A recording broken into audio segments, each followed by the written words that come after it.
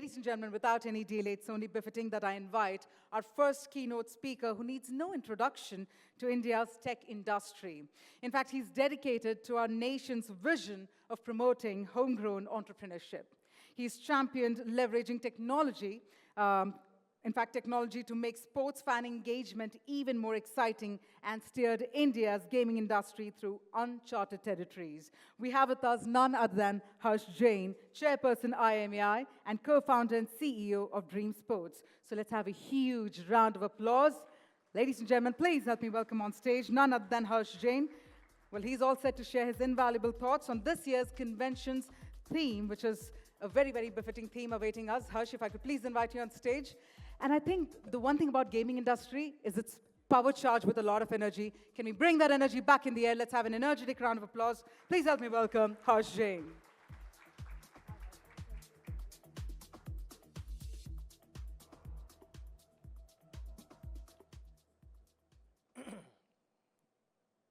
Good morning, everyone. Good to see everyone here bright and early. It's right on time, so thank you, IAMAI, for keeping this going punctually. So, welcome. This is our second edition of India's largest gaming event. And it's fantastic that we now have a gaming event as large as this that brings everyone under one roof. We have the entire gaming ecosystem from free-to-play games to RMG to esports, all coming together under one banner to show everyone that we're all standing here for India gaming, not just for each vertical, but to push India gaming forward. I'd like to first start by thanking our sponsors. We've had a fantastic lineup of sponsors that makes this possible with IAMAI's operational capabilities, and the sponsors leading with Meta. Thank you very much for making this a reality. Now, India has grown to be a real behemoth in the startup world. Our startup ecosystem, India's tech startup ecosystem, now ranks as third in the world. And I think that's a phenomenal achievement in the last 20 years that we've had as a country. So let's give ourselves a round of applause for that. What's even more astounding is that India is now become, without a doubt, the second largest gaming market in the entire world. And that's thanks to all the gaming entrepreneurs out here. So please give yourselves a round of applause. We now have 50 crore users in India, 500 million gamers in India. I mean, that's amazing. It's larger than almost every other population of every other country in the world. And we are now poised to overtake China by 2028 as the world's largest gaming market. This is going to be amazing to see, but there's a but. We still account for less than 1% of global gaming revenue. And that's what we're here to fix. We cannot be, in 5 years from now, the world's largest gaming market with one of the world's smallest gaming market shares in terms of revenue. Those two things don't work, and that's what these kind of conferences are here to fix. Gaming has always been at the intersection of tech and creativity. It's the frontier of storytelling and entertainment, and Indians have always been good at that. Right from our days of Mahabharata and Ramayana, we have been storytellers. We've been able to combine mythology, reality. We've been able to create stories that inspire billions to do better, be better, and grow faster. We have today orders right from the top. We have our Honorable PM who says that India is and will be a global gaming superpower, that India will lead in the global gaming market. And we have opportunities that are plenty. We have our population, which a lot of people thought to be our biggest disadvantage, which is now our biggest advantage. Within that population, we have the world's largest youth population. That is no mean feat. We have internet and mobile penetration in India that has just exploded to another degree thanks to Jio and Airtel, Vodafone, everything that they've set down.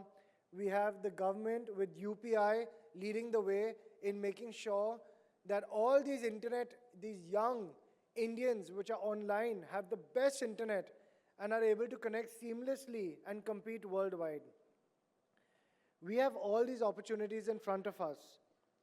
And these three segments that I spoke about, which is free-to-play gaming, real money gaming, and esports, need to grab these three opportunities to come together to grow India gaming. Today, we have an industry that, like every other industry, competes with each other. Of course, we'll compete. But we must collaborate to build this up. We have today a free-to-play industry, free-to-play gaming industry, that has 50 crore Indian gamers, but has yet to figure out a way to grow the Indian developer ecosystem. And Indian developers need to monetize it and have the majority of monetization in the Indian market. That's our biggest challenge for free-to-play gamers, that the Indian developers and Indian gaming ecosystem learns how to monetize and become some of the world's largest gaming studios. For real money gaming, our challenges are that we have regulatory clarity that we are all asking for, that we're waiting for. We're waiting for the government to come and give us regulatory clarity and working with them for the last couple of years. And hopefully that should come very soon, that there is a line which the government can say that this is acceptable, this is not acceptable, and these are the global best practices for us to follow. I think that will bring a lot of growth and stability to the real money gaming industry. Finally, we have esports.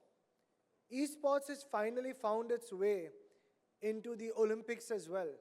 We now have our nation's kids that are going to be playing and competing to bring home a gold medal, that are going to be playing and competing to be the next Neeraj Chopra, to be the biggest, the highest form of sports in the world. We must not lose this opportunity. We can be one of the esports, if not the largest and the best esports teams worldwide.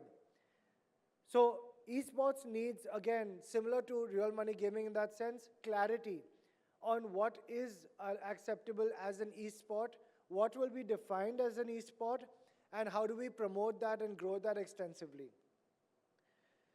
So I'd just like to say that I hope these three verticals of gaming can collaborate and not compete. We need to build these bridges and not these boundaries.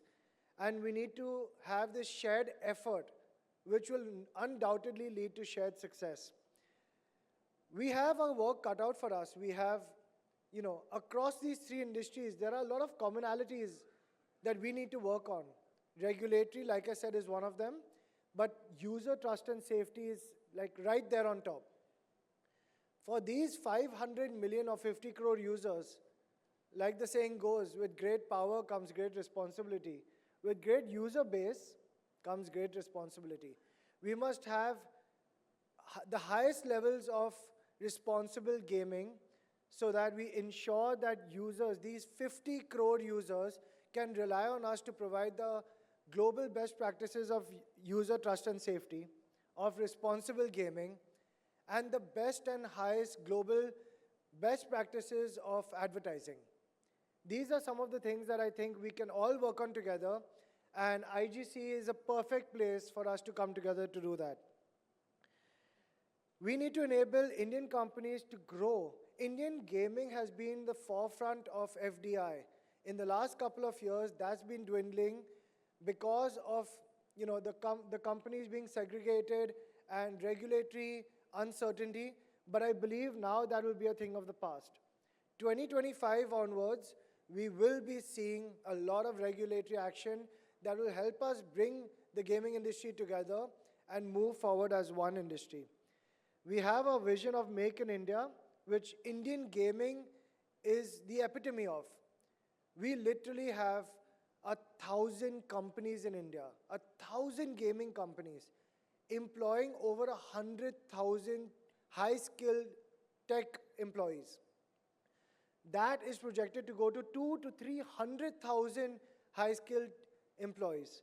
I mean, this is exactly what the government also loves to hear. We have the gaming industry paying billions of dollars of tax a year. It is thriving. It needs to be protected.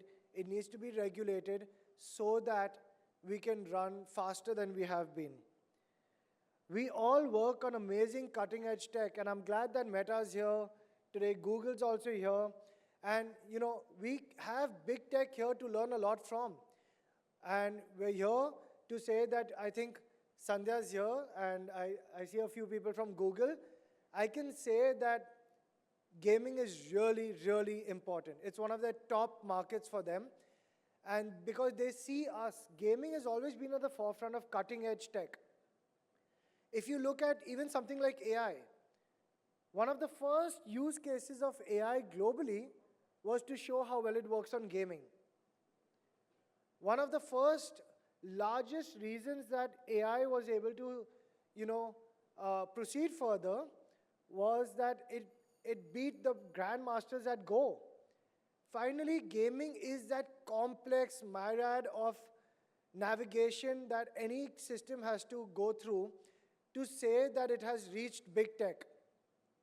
And gaming is the place where most of, cloud advancements have taken place, where even cloud for the better part of the last decade has been trying to solve for gaming, because the amount of concurrent users and the highest thresholds of latency need to be met in gaming.